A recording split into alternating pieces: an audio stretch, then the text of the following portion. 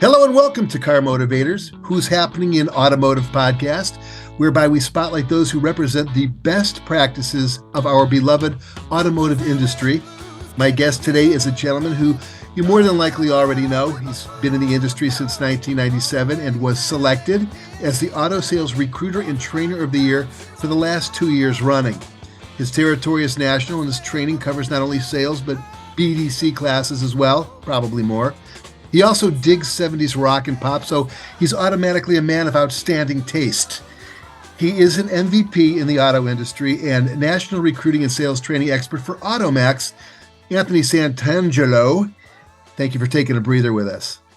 Thank you, Kelly, for the invite. I appreciate it.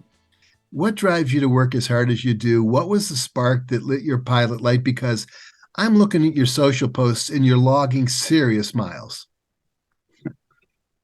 Well, when I was 7 years old, my dad, who doesn't call me Anthony, he calls me Sonny, said, Sonny, if you're going to do a job, do it right or don't do it at all. So I always remembered that, took that philosophy in the school. I was an average student, but always in my homework. And to the philosophy in sports, love my sports, and I've taken that into the car industry I'm in my 26th year now in the car business. Just over 19 in dealerships, and I'm about to enter year 7 in January as a recruiter and trainer for AutoMax.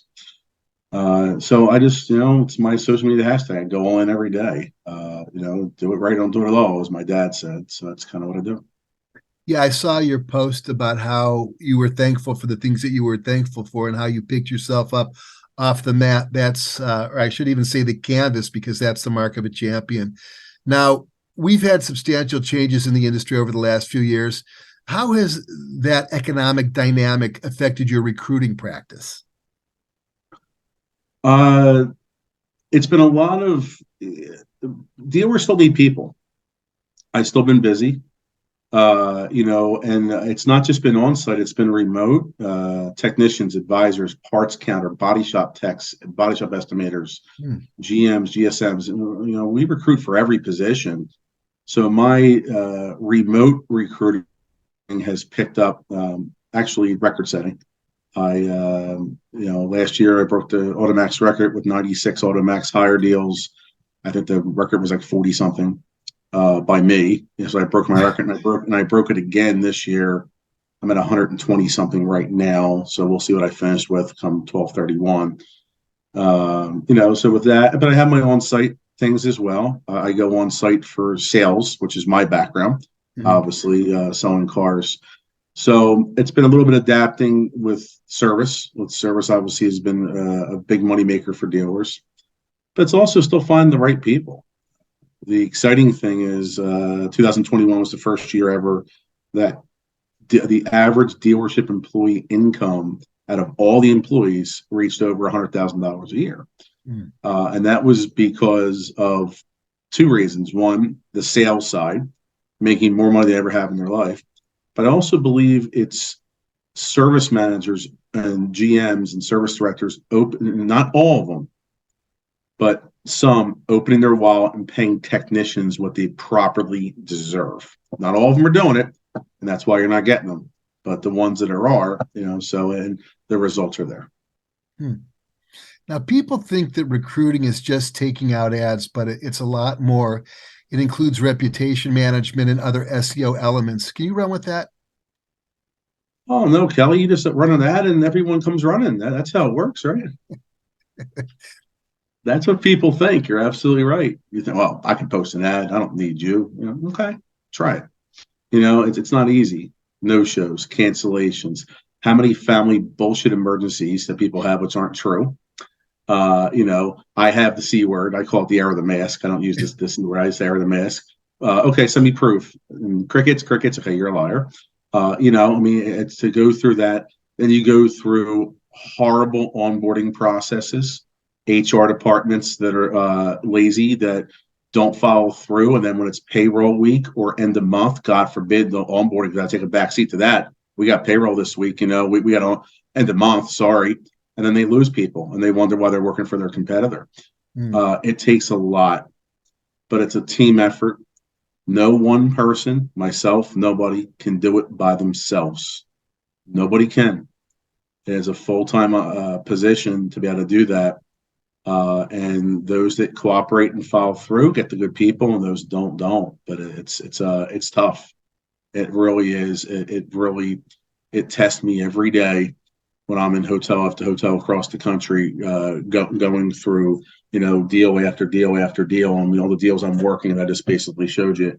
So I'm still a pen and paper guy. So, Yeah, but yeah, just say you're old school. it's not easy. I mean, every applicant's in this book here for service.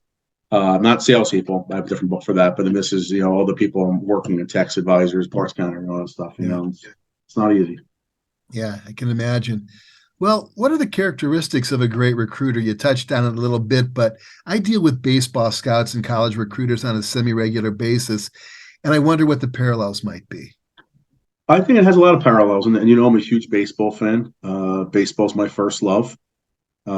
Big shout out to my Phillies for making it 6 games into the World Series. They underachieved, Yeah, or overachieved, excuse me. big They were time. the lowest ranking playoff team, and I was able to go to game 2. I was there in game 2. Unfortunately, they lost, but I went to Houston in game 2 and was there. It's you're looking for talent, but you're looking for, as baseball says, a 5-tool player, right? And that's when it comes to when you're looking for talent in dealerships, the number one key is you have to know how to envision the finished product in the person. You cannot interview them and say, okay, how they are today, their talent today, where they're at in their life today. They're going to be great. Because a lot of people don't know how to do that. Oh, well, they're at today. Well, no, I can't hire them. Well, once upon a time, 11 dealers passed on me. Did they make a mistake? Well, I'm in the year 26 in the business, so let you determine that one. You know what I mean? So it's just you have to envision that finished product in the person and then know how to build it in. Yeah. Also, you got to be open-minded. Dealers looking for technicians. If you only want certified techs of your own brand, guess what? Unless you live in a very nice area, California, Florida, maybe Arizona, people aren't going to go to New Jersey and South Dakota and New Mexico and relocate. It's going to be very rare unless they have a personal reason to go there because of family or friends. They're just not. So you have to open your mind up to other techs. Simple as that, where you won't get any. You have to really be open-minded to it. So that's the whole key. Open your mind and envision the finished product in the person, not the present product. That's a strong parallel to the recruiting game in baseball, certainly on both the college and professional level. By the way, 1983 MVP, Baltimore Oriole, Rick Dempsey, your team, Philadelphia Phillies, my weekend podcast partner, Rick Dempsey. Yep, 4-1. They beat the Phillies. The Phillies won game 1. I was a kid, so I don't remember the series a lot. The first series I remember is the '84 series, the Tigers and Padres. As a kid, But I'm a baseball historian, and they lost game 1, Baltimore, and they came back and they won the 4 games. And Rick Dempsey was the MVP, but a lengthy career as a catcher. I think 19 years, 24 years. Yeah. So I mean, he definitely stood the test of time. Good for Rick Dempsey. So. Well, you're following his longevity pretty much in automotive. Now, what role do you play in supporting the prospects you recruit for dealership clients to keep them adhered to the dealership? Because that's an important factor too, retention. Yeah, I try to play every position. I do. I mean, I wasn't a catcher. I wasn't. But I try to play every position. And I guess what I mean by that in the car business term is, we screen them, and then I train them if it's sales. And then after I leave a dealership, I always tell my graduates, my job is just beginning. I'm just a ding, ping, or ring away, phone call, text message, private PM on Facebook. Then I'm here for you. I will laugh with you, cry with you, love on you, cuddle on you, but will kick you right in the ass if I have to as well, sometimes all in the same conversation. When it comes to the remote side, it's harder. Advisors, techs, parts counter, body shop managers, you can get lied to more on the phone. When I'm looking at someone, I use my poker reads and I can catch people in lies. It's harder when you're on the phone and you're not seeing somebody. Yeah. So you got to follow up. What's going on? What happened? Is there a real emergency? Can you reschedule? You're following up through that to get people in. And then when they do get onboarded, you have these dealer groups that are so large that they're on their HR departments multiple states away. You have to hold hands to make sure they don't back out, and also hold the hand of the HR department to do their job and get the background over and drug test, and then go back to the applicant. Did you pee in a cup yet? Did you do this? Hit the background check. I didn't get the email. Check your spam. Check your junk. Check your spam. Check your junk. You're going through this type of thing. And you send it again. Then you call the service manager. And I'm busy. I know you're busy and you're making money, but do you want people, or do you want to keep turning work away? It's in your book 6 weeks out. Okay, I'll get on top of it. Thank you, man. Right, that's what I thought. That's what you paid me to do. So you got to hold everybody accountable. And that's part of playing every position. I'm holding dealership managers accountable. I'm holding the applicants accountable. And I sure as hell want to hold every HR department accountable. And a lot of them are doing a poor job out there. And I'm not afraid to say it. Interesting. Well, which positions are the toughest to fill right now? We know that there's a big need for tech. Are there any surprises on that list? Believe it or not, sometimes parts counter can be tricky because you get a lot of people that apply that if you want an experienced counter person, you got to find them and dig. A lot of people that apply, but they're not, well, my license is suspended. You're out. Well, I committed murder. Okay. Sorry to hear that, but you're out. I mean, I've interviewed murderers like face to face, Kelly, like in person. I've sat across murderers. I've sat across people that have committed sex crimes, touching, like inappropriate minors. I mean, it's hard stuff where, I have to restrain myself from reaching over the desk, type of thing. Mm-hmm. But I go through that. So that can be tricky at times. Parts counter technicians, body shop techs aren't easy. You have to open your wallet. Some of the A-techs across the country are so underpaid, and some dealers are passing on people. If you want the good techs, you have to pay them. A-technicians should be getting paid $38 to $50 flat rate, depending on the area of the country. If you're paying your top A-techs 26 or 28, if you're not a client and I find out, I'm going to find another home for them. I am. It's going to happen that way. B-Tech should be getting in the low to mid 30s. But not every area is like that.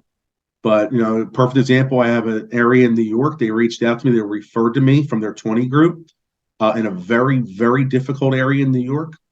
He said, I need A and B techs. I was familiar with the area. I said, it's going to be very difficult. We know that, but we heard you were recommended. We heard you're good at this. What do you suggest? I said, open your wallet. If I get somebody, no second interviews, no second interview. Make a decision on the spot. Make them an offer. If they say, I want to think about it, you got to learn how to close like we do in sales. And you got to figure out what the objection is. Is it product, price, or person? It's got to be one of the three, always. One of the three Ps. And you got to close them down. This dealer listened to me, and they got a master certified OEM tech for their store, same brand, and a very high, like a B plus level tech. He was still a B tech, but he was a high B tech. And they gave him the money, and they're still there. Because they cooperated. If they lowballed, they would have got zero on the program. It's stuff like that on it. So, but yeah, that's the tough things. It's like a combat bonus almost to work in those tough neighborhoods. Yeah, and you have to get them on the phone. A lot of these techs have spam blockers on their phone, which is stupid. If any techs are watching this podcast or whatever this is called, take off your spam blocker if you're looking for employment. You got to break through it. So I do voice texting, and I started out. Your spam blocker is on. It's not good for employment. That's the first one. Before I even say my name. So I give them so they right away they're listening. Yeah. Oh, I'm sorry, Anthony. Yeah, silly rabbit tricks are for kids. What's the worst case scenario by picking the phone up? It's your car warranty is about to expire. Well, I'm a technician. Sorry, click. Okay. Somebody calls and they're asking for your credit card. You can hang up on them. Somebody on the other side is breathing deep, asking what you're wearing. You can hang up on it and block them. Is it really the end of the world to pick the phone up if the phone number is an area code you don't recognize? Pick the phone up. Simple as that. Because Well, I you do keep leave. calling and get them on top of it, but it's not easy. It's frustrating. Well, you're really good at leaving that direct message. By the way, just so folks know, I believe we had a good reason, but we've tried to hook up before. I tried to hook up with you earlier a couple times, and it's you leave those voice messages. This guy is like he's like really got his shit tied together. He's the professional. So I think Well, anyone who gets it, obviously. you pursued me to do this. You I did. You did. I reached did. out And to I'm me. still, and I, yeah, I know. You I know, know. And then, well, that's a whole nother story. But let's move on. In the space of 7 or 8 months, we've gone from order taking to having to utilize other skills to sell cars. Now, the interest rates don't help. The monthly payments are in near Earth orbit. There's people out there driving Altimas at $600-700 a month. Um, how do salespeople need to adjust? What skills and strategies need to be trained or retrained? retrain's the key word. It's still the You same way. know, maybe not. You're still overcoming objections. Yeah, You're still overcoming objections. It's just a yeah. whole different level of objections. When I started in the business, September 8th, 1997, there was a company called Oxford Resources, and they were leasing Altimas at $150 a month with like $800 down. When those leases came up, Oxford Resources went bankrupt. So now you're trying to put them in a different lease and their payments doubling. Guess who got to explain that to them in 2000 when their lease was up 3 years later? You had to explain that to people of why it is, why your payment's changing. It's the market. People still buy from people they like and trust, and still a relationship business, and it will be until the end of time when Jesus comes back. Okay. It's always going to be that way. So you have to have in your mind, okay, the money factor's through the roof. I get it.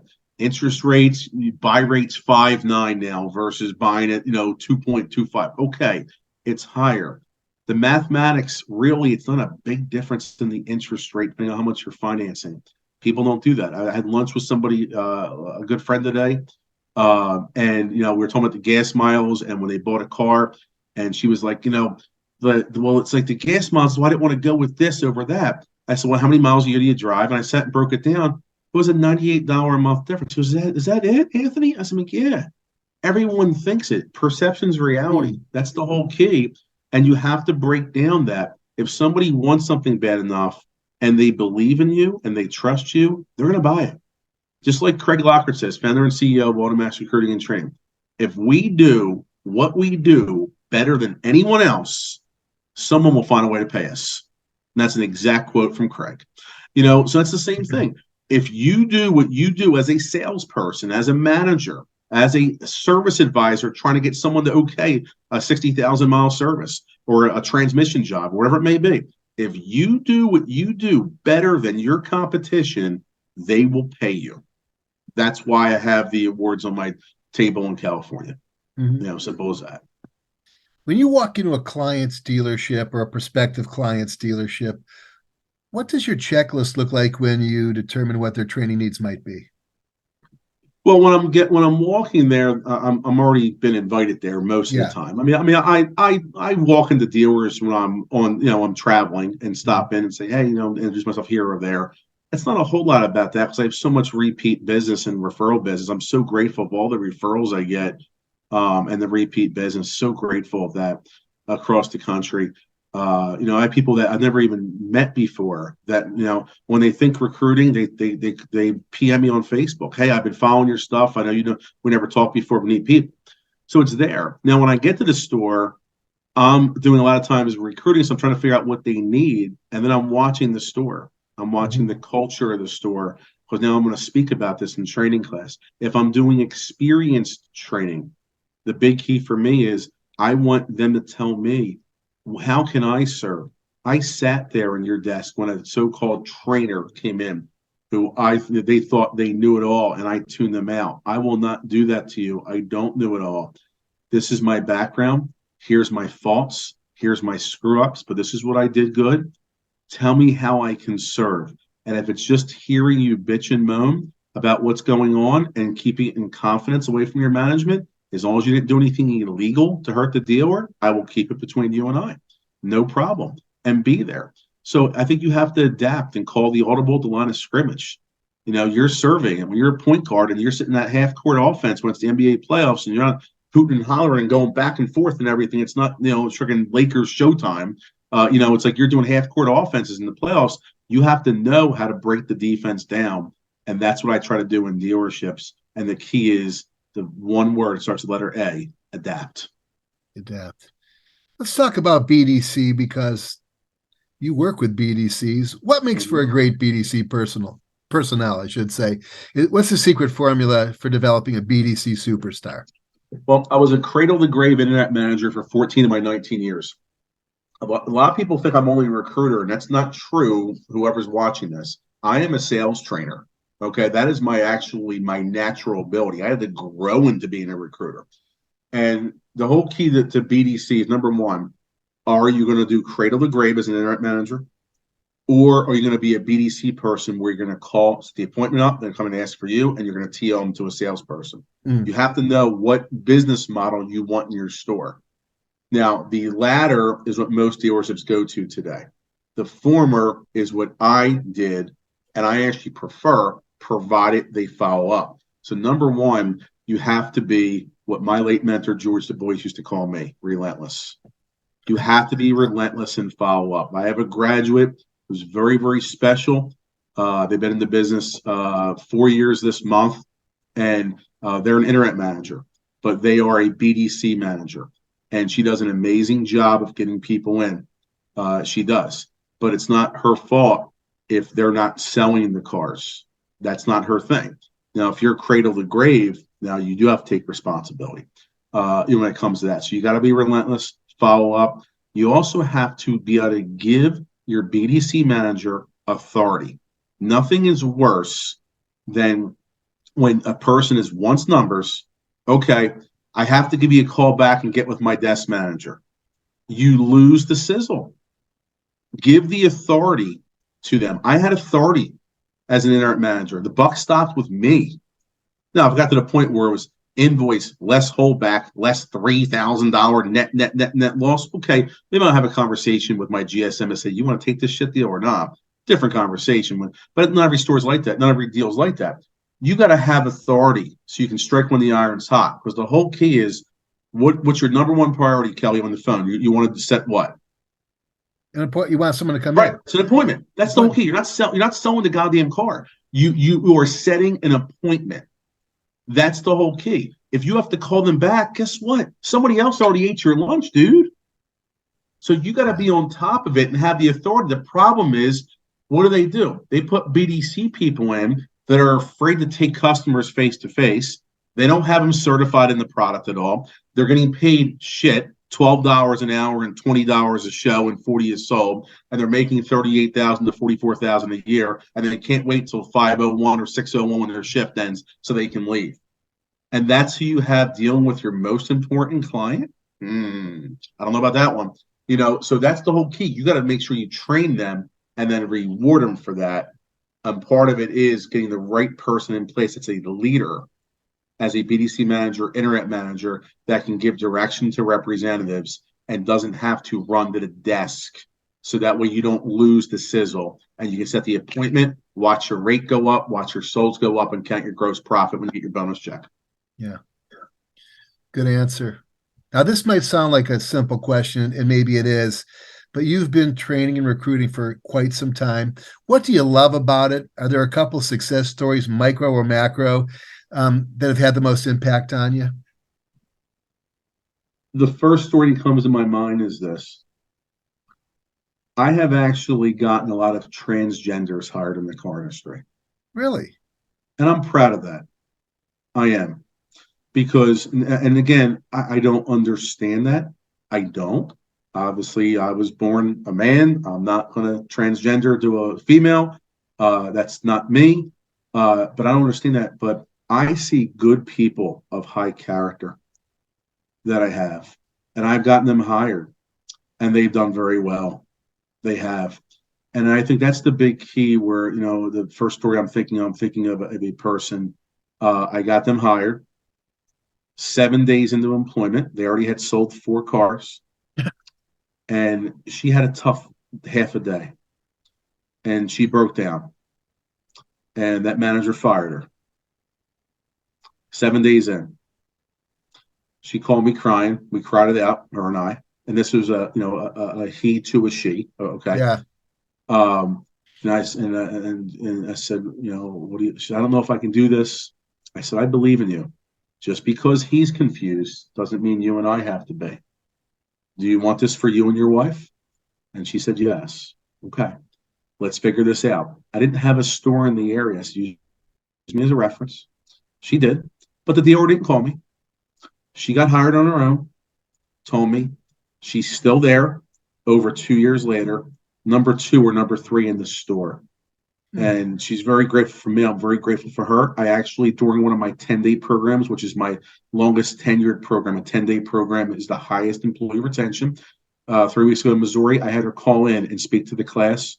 And she was very candid about being a transgender and what she's gone through at the ridicule level and the identity level, and also about the story to share with you.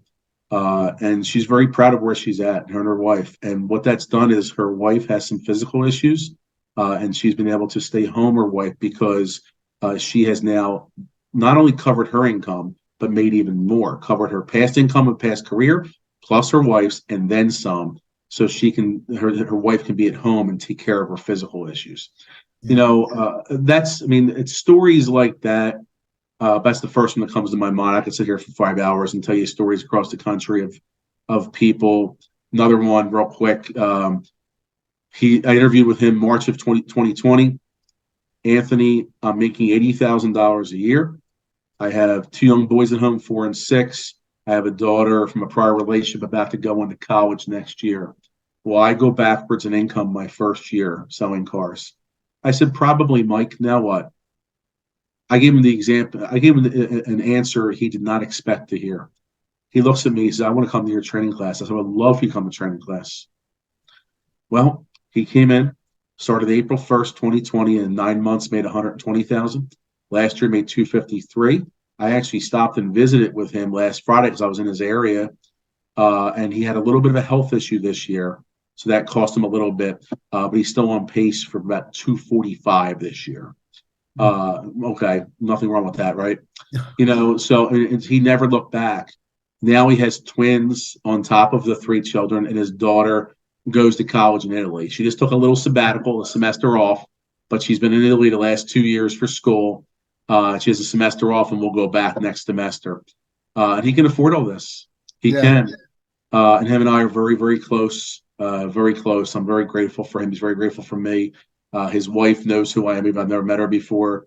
It's the opportunities where he took the risk, and he was making $80,000 a year. Nothing wrong with that.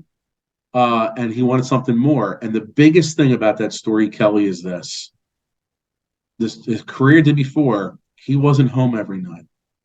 Now he can tuck his boys in every night, and now put his twin babies who were born now that are eight months old to bed every night as well. So that's why I do what I do. Situations like, there's just 2 examples. Again, I could sit here till Christmas and tell you stories, So Those are good ones. I like them.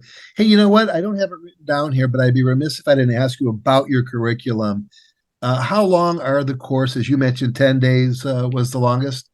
How do you break that? I have, for sales, I have 5 programs. Mm-hmm. I have the cheap program where you want to be cheap as a dealer and you want to do some of the work. I'll just run ads and facilitate them like a point guard, and I'll just send them over to you, and then you do everything yourself. Hire as many as you want.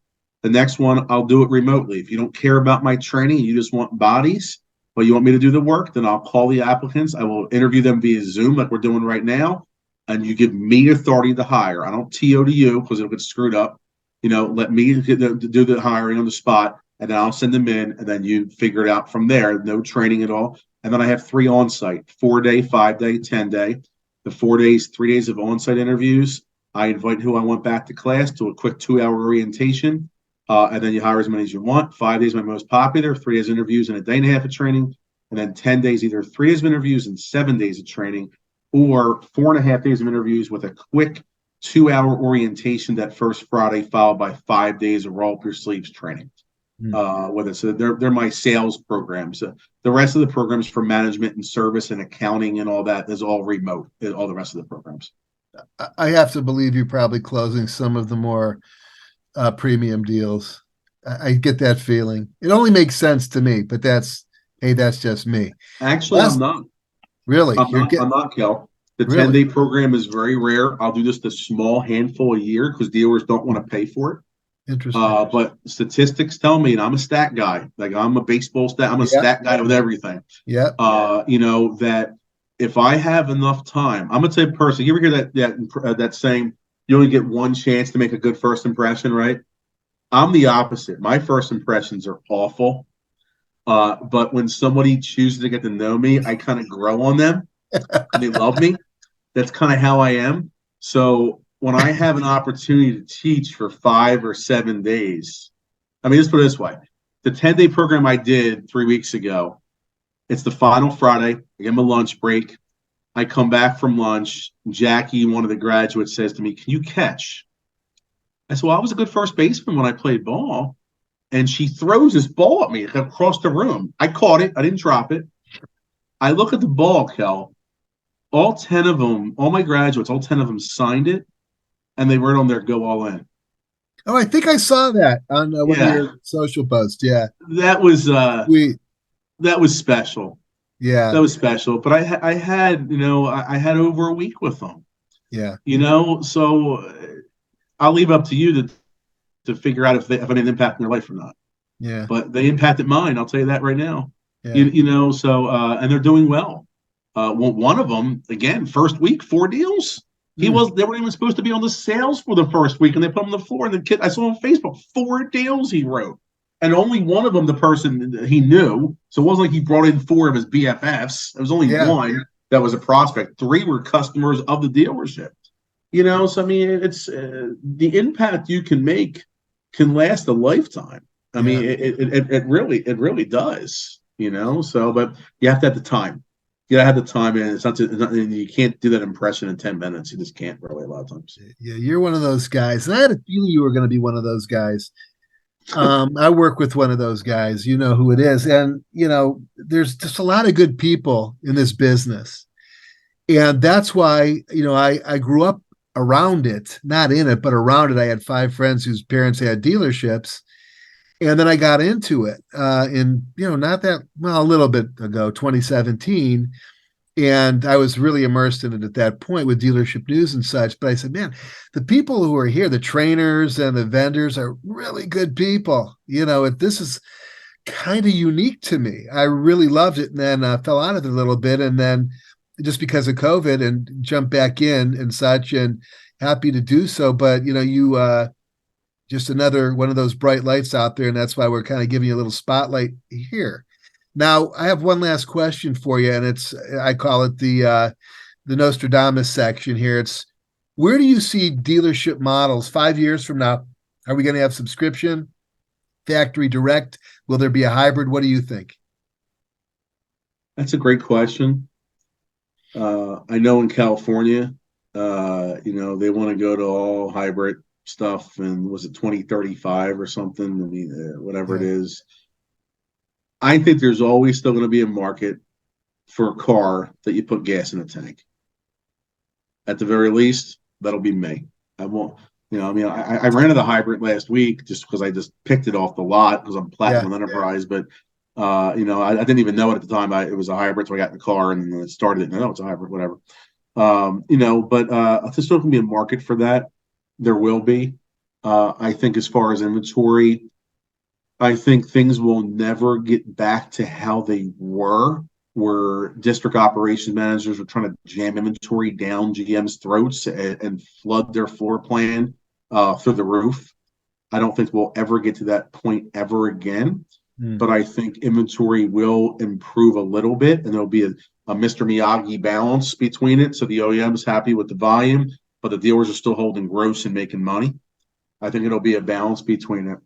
But I will say this, no matter what comes about, what life throws at us, the era of the mask, inventory issues, chip shortage, whatever it is, leasing programs, interest rates, hybrid cars, there's always going to be a market for a face-to-face salesperson because the people still want to buy from someone they feel cares about them more as a person than a dollar sign. That will be there forever. And you can quote me on that one. Yeah. Anthony Santangelo of AutoMax, thanks for visiting. How can you be contacted and where can you be contacted? I'm very open giving my number, even though I do have a heckler that I've been dealing with right now. It's been heckling me, which is okay. I find it comical. You're from Philly. You're the heckler. I know that's how it should be, right? But I got somebody that's a little bit of a heckler, likes to call me at midnight from the block number, and I pick up every number, and then wants to sit there and say stupid stuff, and I just I don't say anything. I just let them talk. He's an idiot. But I give my number out anyway. I'm not afraid of it. My number is 267-784-9752. You can reach me on Facebook under my full name, Anthony Santangelo, LinkedIn. I return phone calls, voicemails, text messages, PMs, just like that. I don't ignore people. I don't.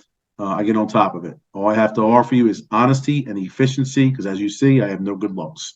As I told my customers that for years over the phone when they couldn't see me. Then they came in, they're like, Santangelo, you are ugly. I said, I know. I'll get you now for a whole car deal, hour and a half, all done. Okay, it's worth it then. So we're not going there. Are you kidding me? Get out of here. I'm telling you, people tell me, Anthony, why should I buy the Nissan from you versus, Drexel Nissan, Lawhead, Porter, Sheridan, blah, blah, blah. That doesn't mean I'll pay the same for the car. All I have to offer you is honesty and efficiency. I'm never going to lie to you. If you want someone that's super, super, super, super nice, that's not me. But if you want someone that's honest and efficient, when he says to do something, he freaking gets it done, well, then there's not going to be anyone in line ahead of me when it comes to that. That's how I roll, so. Well, I'll tell you that the efficient part, unquestionable. That was my first impression was this guy's really efficient. I'm trying to get him as a podcast guest, and, he's hell of a lot more efficient than I was, seemingly. I'm pretty efficient, but it's like, geez, it's like, give me two chances to snap a football and, Yeah, I mean, I know when I can do this and can't, because there's certain times I can't. I'm in dealerships, but obviously it's just Thanksgiving week we're recording this. I have no idea when you're going to post it or whatever. So I'm not in a dealership. We're good. So I was able to sit there and put this out. So. Well, again, a pleasure for joining us. That's all she wrote for today. And Anthony Santangelo of AutoMax, great time visiting and meeting with you and such. And good luck in 2023 and certainly through the rest of the holiday season. That's all she wrote, folks. For Car Motivators, I'm Kelly Kleinman. Have a good day.